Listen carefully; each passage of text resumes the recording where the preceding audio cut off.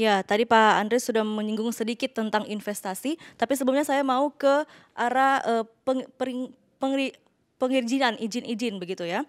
Nah, kebanyakan juga masyarakat mengeluh tentang misalnya untuk membuat KTP atau dengan hal-hal lainnya yang terlalu berbelit-belit begitu. Nanti ke depannya akan seperti apa? Itu mengenai pelayanan masyarakat. Kedepannya nanti kita harus bikin ini jadi lebih lebih baik. Jadi itu masalah pengelolaan internal ke petugas-petugas yang mengurus itu.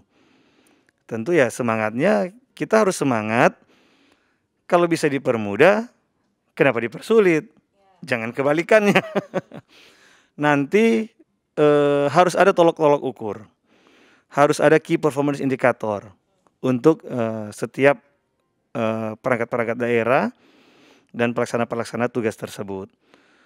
Nanti kita akan usahakan itu supaya semua itu lancar, nggak akan ada masalah. Berarti birokrat-birokrat yang tidak sesuai dengan itu atau tidak sesuai mencapai pencapaiannya itu akan seperti apa? Dipangkas kah atau akan seperti apa nantinya ke depan? Ya dibina dulu tentunya kan. Tapi kalau memang tidak mampu ya tentu kita harus menempatkan orang yang tepat pada tempat yang tepat. Kalau orangnya tidak tepat ya nanti kita cari tempat yang tepatnya di mana. Baiklah, lagi-lagi kita berbicara tentang orang yang tepat yang harus masuk di satu tempat itu ya, Pak. Orang yang tepat pada posisi yang tepat. Berarti ini nanti akan menjadi prioritas juga untuk memilih orang yang tepat yang akan membantu dari Pak Andres sendiri. Tentu kalau tidak begitu saya nggak akan bisa bekerja. Kan nggak mungkin saya urus sendiri semua kalau saya jadi wali kota. Ini jajaran semua harus bekerja sesuai dengan arahan, semangat yang saya sampaikan. Tapi semua harus bekerja, nggak mungkin bisa kerja sendiri. Bagaimana memastikan bahwa mereka bekerja dengan baik dan juga pelayanan publik ini masyarakat banyak mengeluhkan tentang pungli-pungli begitu ya Pak. Seperti apa memastikan hal tersebut? Itu tolok ukur itu tadi. Jadi kayak perizinan ini berapa lama selesai, itu tolok ukurnya.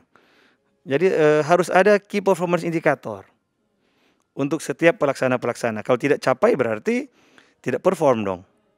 Rencananya nanti kalau misalnya terpilih menjadi wali kota, untuk proses izin-izin ini akan memakan waktu berapa lama Pak untuk pelayanan publik? Saya nggak bisa menjanjikan bilang berapa hari begitu ya. Semua kan ada prosesnya.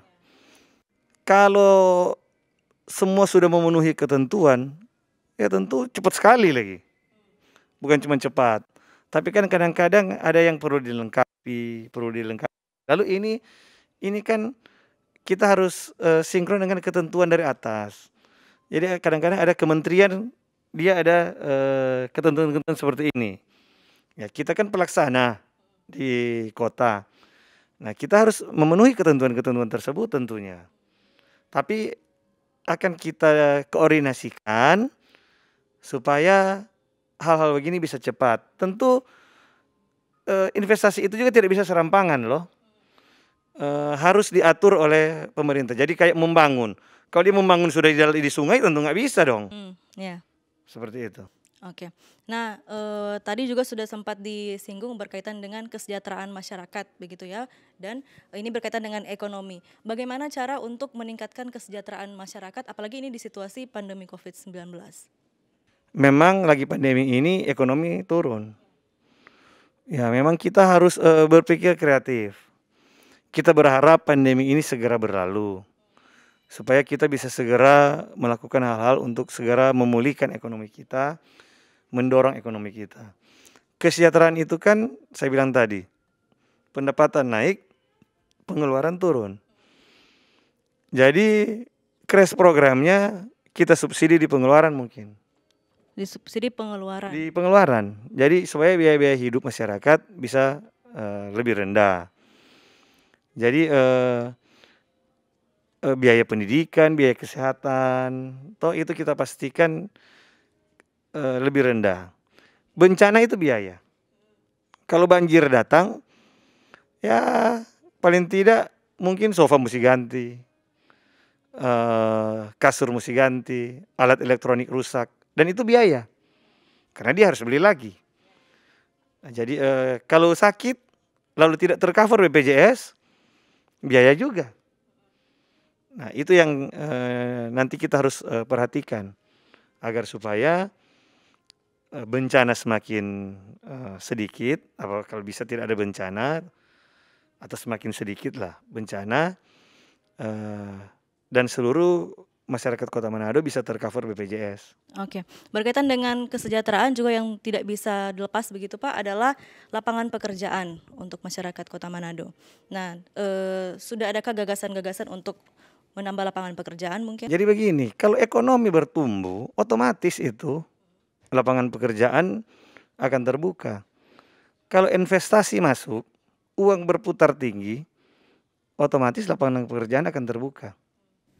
Bagaimana cara untuk menggait investor-investor untuk datang ke Manado ini untuk berinvestasi di masa pandemi COVID-19? Jadi pertama, investor itu akan datang kalau investor yang sudah ada di sini subur. Kalau ikan itu, kalau dia lihat itu ikan di kolam itu kurus-kurus, biar kita mau promosi bagaimana, dia lihat kurus-kurus. Kalau dia lihat ikannya gemuk-gemuk, tanpa promosi dia datang. Jadi kita harus pastikan pengusaha-pengusaha, orang-orang yang udah berinvestasi di sini, mereka berhasil. Dengan mereka berhasil, sebenarnya kita tidak perlu promosi. Akan datang investasi-investasi yang lain. Ya, kita harus buat infrastruktur yang baik, suasana yang baik, agar supaya investasi jalan. Dan kalau ini semua bertumbuh, masyarakat akan lebih mudah dapat pekerjaan. Yang penting rajin lah. Kalau malas mau bikin gimana lagi? Dia harus rajin. Oke, nah itu semua kan hal-hal yang kita inginkan begitu ya. Nah, investasinya bertumbuh dan lain-lain. Bagaimana caranya Pak untuk supaya investasinya ini semakin bertumbuh? Dilihat dari misalnya tadi Bapak sempat mengatakan bahwa untuk ada pengaturan di infrastrukturnya dan lain-lain. Bagaimana caranya Pak? Kita bikin infrastruktur yang baik tentunya. Jadi ya keperizinan kan tadi sudah kita bahas. Perizinan mudah otomatis lebih memperlancar investasi. Infrastruktur juga kita benahi. Dia mau membangun sesuatu, tidak ada aliran mungkin air bersih ke situ, ya susah juga. Jalan yang ke situ dia mau bangun jalannya jelek, ya pasti dia terdismotivasi juga untuk melakukan investasi. Jadi kita harus bantu dengan infrastruktur yang baik, dan itu memang tugas pemerintah. Oke, nah kita masih akan lanjutkan pembicaraan ini. Apa saja gagasan-gagasan yang akan diberikan oleh calon wali kota Manado Andre Ango dalam Pilkada 2020 ini. Selain satu ini tetap di Torampe Figur.